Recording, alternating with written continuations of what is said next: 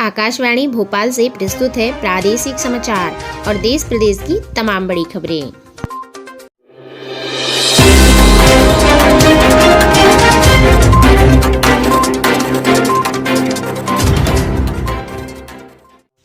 नमस्कार, सुबह सुबह की ताज़ा खबरों में आप सभी का बहुत बहुत स्वागत है। बात करते हैं आज के मुख्य हेडलाइंस की। मॉर्निंग न्यूज़ में सबसे पहले आपको बता दें कि 6 दिन में कनाडा के बराबर आबादी को टीका लगा। मध्य प्रदेश में संडे लॉकडाउन भी खत्म हुआ। शूटिंग वर्ल्ड कप में मनु भाकर और सौरभ को सिल्वर मेडल। साथ ही आज किन किन इवेंट्स पर रहेगी खास नज़र, आगे आपको विस्तारित तौर पर बताया जाएगा। देश दुनिया में बात किया जाए तो मोदी की वैक्सीनेशन के लिए एनजीओ की मदद लेने की सलाह। और मध्य प्रदेश में अब सिर्फ नाइट कर्फ्यू ही रहेगा। अगली बड़ी खबर की बात की जाए तो आपको बता दें शूटिंग वर्ल्ड कप में भारत 9वें नंबर पर। अगली बड़ी खबर है परिवार का वास्ता देकर आतंकी से सरेंडर कराया गया। और अगली बड़ी खबर की बात करें तो दिल्ली की ऑक्सीजन ऑडिट कमेटी की रिपोर्ट पर विवाद हुआ शुरू। T20 वर्ल्ड कप यूएई में कराने पर फैसला जल्द होगा। राष्ट्रपति की वजह से ट्रैफिक रोका गया और महिला की मौत हुई। इसके साथ ही आपको बता दें कि मास्क नहीं लगाने पर 3 देशों में 70% केस बढ़े। नकली वैक्सीन लगाए जाने के बाद टीएमसी सांसद हुए बीमार। डेल्टा प्लस से सुरक्षा के लिए वैक्सीन मिक्सिंग भी एक विकल्प है। इसके साथ ही अगली बड़ी खबर की बात करें तो चंडीगढ़ में 7 किलोमीटर अंदर घुसे पंजाब के हज़ारों किसान। मध्य प्रदेश में डेल्टा प्लस का 8वां मामला मिला। इसके साथ ही आपको बता दें डेल्टा प्लस वेरिएंट के मद्देनज़र 8 राज्यों के 10 जिलों में अलर्ट जारी। पीएम मोदी ने देखा अयोध्या का विकास मॉडल। इसके साथ ही अगली बड़ी खबर की बात करें तो आपको बता दें कि साजन प्रकाश ओलंपिक के लिए सीधे क्वालिफाइड करने वाले पहले स्विमर। और इसके साथ ही अगली बड़ी खबर की बात करें तो आपको बता दें सुर्खियों में आज क्या क्या रहने वाला है, संपूर्ण जानकारी आगे आपको विस्तारित तौर पर बताई जाएगी। अगली बड़ी खबर है कि मध्य प्रदेश में अब संडे को लॉकडाउन खत्म रहेगा, यानी अब रविवार को कोई भी बंदिश नहीं रहेगी, सिर्फ नाइट कर्फ्यू ही जारी रहेगा। इसके साथ ही अगली बड़ी खबर की बात करें तो आपको बता दें मध्य प्रदेश में 12वीं के रिजल्ट पर प्राइवेट स्कूलों का पैंच, यानी कोर्ट के डर के कारण सीबीएसई पैटर्न पर नहीं बनेगा रिजल्ट। कक्षा 11वीं को भी शामिल नहीं किया जाएगा और 10वीं 12वीं की परीक्षा के आधार पर ही होगा आपका रिजल्ट तैयार। इसके साथ ही अगली बड़ी खबर की बात करें तो आपको बता दें वैक्सीनेशन के 162 दिन पूरे हुए और भारत में कोरोना वैक्सीन के 32 करोड़ से ज़्यादा डोज लगाए गए। अमेरिका की बराबरी पर पहुंचा भारत। अब समाचार विस्तार से। सबसे पहले बात करते हैं मॉर्निंग न्यूज़ ब्रीफ में आज किन किन इवेंट्स पर रहेगी खास नज़र। आज प्रधानमंत्री नरेंद्र मोदी जी अपने रेडियो कॉन्फ्रेंस यानी रेडियो कार्यक्रम में मन की बात के जरिए देश को संबोधित करेंगे। और रक्षा मंत्री राजनाथ सिंह और army chief general MM Naravane 3 दिन के दौरे पर लद्दाख जाएंगे।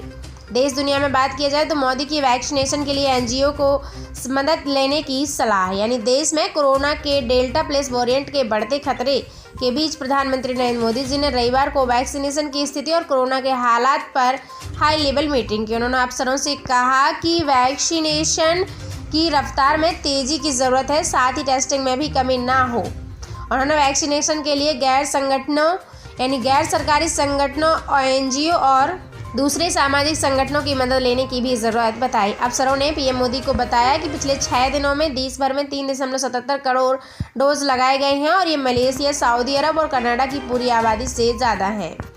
वहीं दूसरी बड़ी खबर की बात करें तो मध्य प्रदेश में अब सिर्फ नाइट कर्फ्यू ही रहेगा, यानी मध्य प्रदेश में अब संडे लॉकडाउन भी खत्म कर दिया गया है।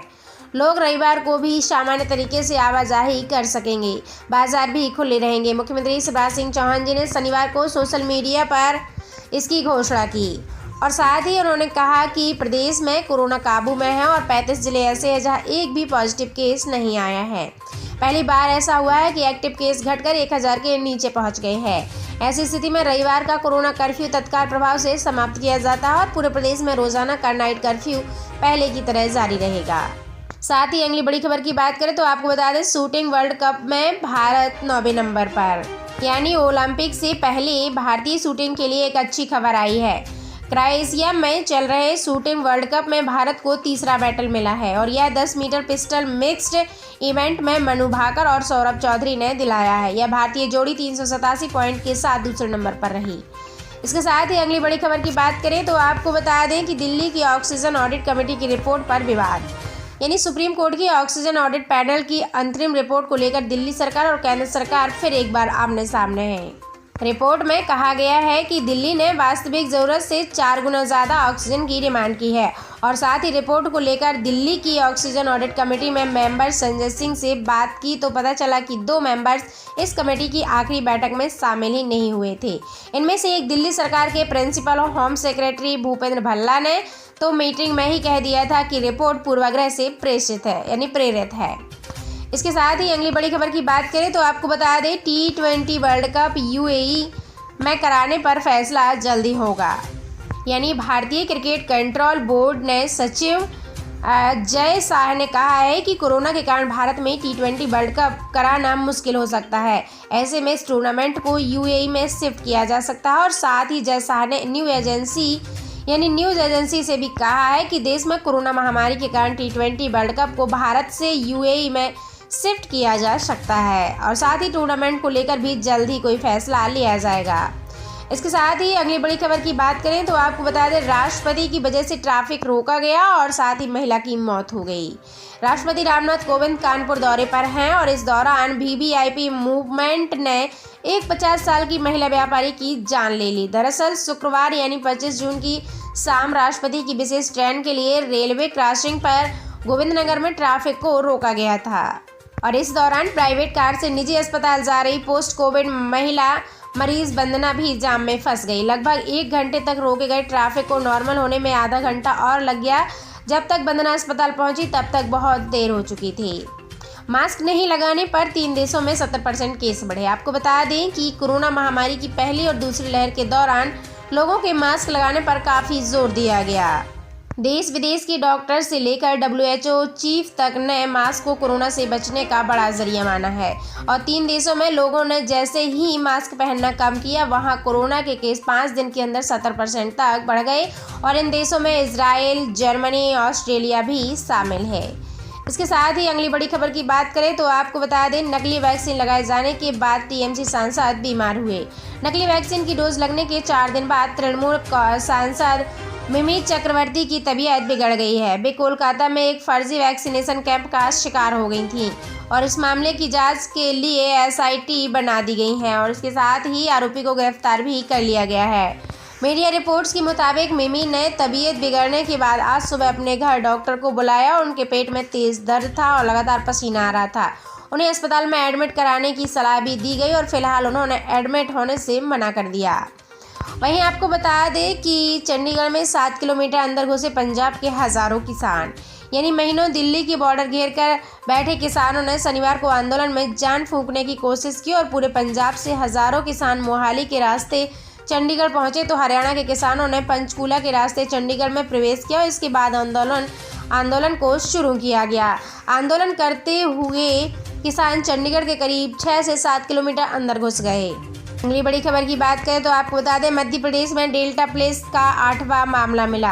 कोरोना की तीसरी लहर आने की आशंका के बीच डेल्टा प्लस के मामले लगातार सामने आ रहे हैं। मध्य प्रदेश में इस वेरिएंट का 8वां केस भोपाल में सामने आया है। आपको बता दें बैरागढ़ निवासी 25 साल के युवक के सैंपल की जीनोम सीक्वेंसिंग में डेल्टा प्लस वेरिएंट की पुष्टि हुई है। राहत की बात यह है कि युवक स्वस्थ और घर पर ही है।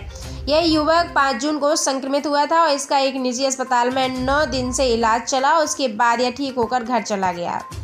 इसके साथ ही अगली बड़ी खबर की बात करें तो आपको बता दें PM मोदी ने देखा अयोध्या का विकास मॉडल यानी अयोध्या के विकास को लेकर बनाए गए विजन डॉक्यूमेंट्स पर प्रधानमंत्री मोदी की अगुवाई में वर्चुअली रिव्यू मीटिंग खत्म हो गई है। इसमें यूपी के CM योगी आदित्यनाथ और दोनों डिप्टी CM केशव मौर्य और दिनेश शर्मा समेत 13 लोग शामिल हुए थे। आपको बता दें प्रधानमंत्री नरेंद्र मोदी जी दिल्ली से जबकि अन्य मंत्री अधिकारी CM योगी के आवास से मीटिंग में जुड़े और इस मीटिंग में श्री राम जन्मभूमि तीर्थ क्षेत्र ट्रस्ट को दूर रखा गया। यह बैठक तकरीबन 45 मिनट तक चली और इसमें PM मोदी ने अधिकारियों को डॉक्यूमेंट्स को लेकर कुछ फीडबैक भी दिए। साथ ही आपको बता दें आज सुर्खियों में क्या क्या रहा। देश में अब तक लगाए गए कोरोना वैक्सीन के डोज की संख्या 32 करोड़ के पार हो चुकी है और इनमें करीब 26.5 करोड़ यानी 26.5 करोड़ को पहला और 5.48 करोड़ से ज़्यादा को दोनों डोज भी लग चुके हैं। मुंबई में 14 साल के बच्चे ने फ़ोन पर होटल ताज में आतंकी घुसने की बात कही और इसके 1 घंटे बाद ही पुलिस ने लड़के को उसके पिता के साथ पकड़ लिया। दिल्ली में शनिवार को महज 85 नए मामले ही मिले और ये इस साल के एक दिन में मिले मरीजों की सबसे कम संख्या है। इससे पहले यहाँ सोमवार को 89 मामले मिले थे। मध्य प्रदेश में अब संडे को भी लॉकडाउन खत्म कर दिया गया है, यानी अब रविवार को भी कोई बंदिश नहीं रहेगी, सिर्फ नाइट कर्फ्यू ही जारी रहेगा और कल से खुलेंगे सभी, यानी आज से रविवार से ही खुलेंगे सभी बाजार मार्केट। आदेश जारी मुख्यमंत्री शिवराज सिंह चौहान जी के द्वारा। कहा गया कि प्रदेश में एक्टिव केस 1000 से कम हो गए हैं। 35 जिले ऐसे हैं जहां एक भी नया केस सामने नहीं आया है और संक्रमण दर भी 0.06% तक रह गई है। इसलिए ऐसी स्थिति में रविवार का लॉकडाउन भी हटा दिया गया है, लेकिन नाइट कर्फ्यू हमेशा की तरह ही जारी अभी भी रहेगा। साथ ही आपको बता दें कि रविवार को दुकानें कोविड प्रोटोकॉल के साथ ही खोली जा सकेंगी। तीसरी लहर के लिए अस्पतालों में व्यवस्था बनाने का काम लगातार जारी रहेगा और वैक्सीनेशन में आज मध्य प्रदेश ने फिर एक रिकॉर्ड बनाया है। यह अभियान निरंतर जारी रहेगा और साथ ही मुख्यमंत्री शिवराज सिंह चौहान जी ने कहा है कि कोरोना नियंत्रण में है, लेकिन पूरी तरह खत्म अभी नहीं हुआ है। इस कारण निश्चित ना रहें, मास्क लगाएं और गाइडलाइन का पूरी तरह से पालन करें।